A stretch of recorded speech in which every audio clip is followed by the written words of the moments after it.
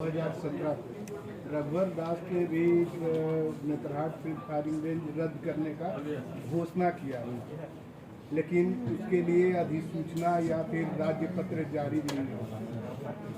क्या वर्तमान में भी उसी तरीके का सरकार पे दबाव हो के सिर्फ घोषणा हो जाएगी और मामला 29 सालों से जो अब तक है वो उसी तरह निरंतर चलता रहे? हमारा दूसरा सवाल है, वो इको सेंसिटिव एरिया है, उस इलाके में काफ़ी वैध और अवैध ढंग से बॉक्साइड माइनिंग होता है, जिससे आदिम जनजाति पीटी समूह का जीवन प्रभावित होता है। 1-2 किलोमीटर नहीं 5-5 किलोमीटर दूर से पानी लाना पड़ता है।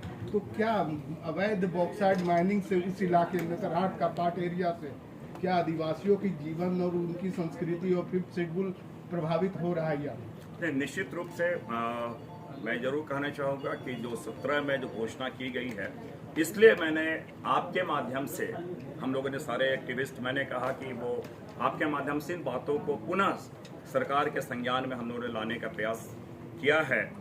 और साथ ही साथ हमारा ये प्रयास रहेगा कि हम हर चीज़ों को फॉलो करें।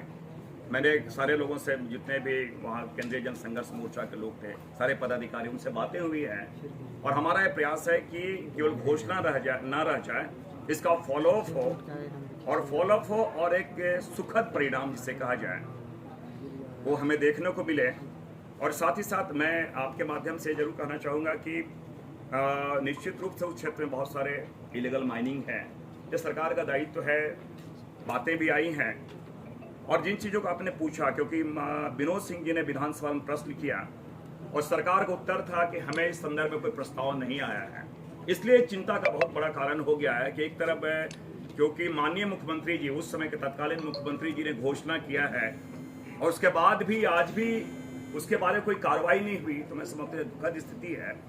और इसलिए हम लोगों ने ये निर्णय किया है कि हर स्तर पे हर चीज़ों को, जो चाहे टेक्निकल स्तर पे जहाँ पे जाना पड़े और विधि विशेषज्ञों से सलाह लेना पड़े, उन चीज़ों को देखते हुए इसका अवधि विस्तार न हो, ये हमारा प्रयास है। जो है रद्द किया जाए, पर अभी तक उसे रद्द नहीं किया जाए। और निश्चित रूप से मैंने कहा कि ये केंद्र सरकार की योजना है और हमारा भी प्रयास है। और क्योंकि कल तक सेशन था, हम हर स्तर पे, पार्टी का स्तर पे, जितने भी हमारे सोशल एक्टिविस्ट हैं और भी अदर जो दूसरे दलों के लोग हैं, हम जरूर चाहेंगे कि माननीय मुख्यमंत्री जी ने स्वयं देखा है और वो झारखंड के आंदोलन को उपज हैं, उन चीज़ों को देखा और मुझे पूरी उम्मीद है कि सरकार इस आशय का पत्र दिल्ली केंद्र को जरूर लिखेगा कि किस प्रकार यहाँ पर लोग विस्थापित होंगे।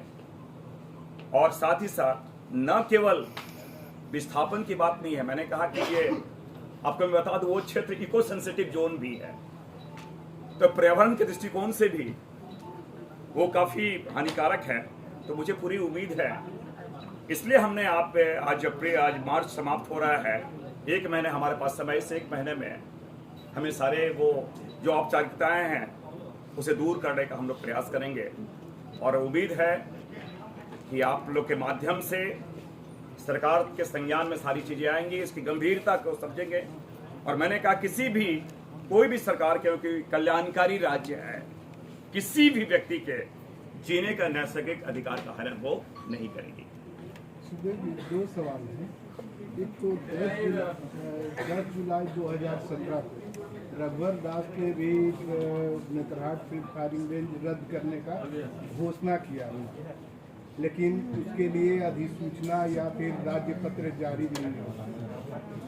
क्या वर्तमान में भी उसी तरीके का सरकार पे दबाव हो के सिर्फ घोषणा हो जाएगी और मामला 29 सालों से जो अब तक है वो उसी तरह निरंतर चलता रहे? हमारा दूसरा सवाल है, वो इको सेंसिटिव एरिया है, उस इलाके में काफ़ी वैध और अवैध ढंग से बॉक्साइड माइनिंग होता है, जिससे आदिम जनजाति पीटी समूह का जीवन प्रभावित होता है। 1-2 किलोमीटर नहीं 5-5 किलोमीटर दूर से पानी लाना पड़ता है।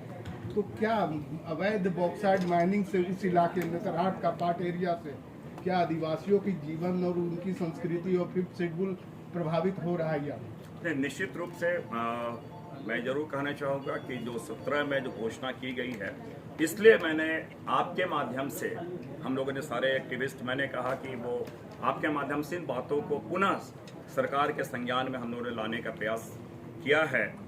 और साथ ही साथ हमारा ये प्रयास रहेगा कि हम हर चीज़ों को फॉलो करें।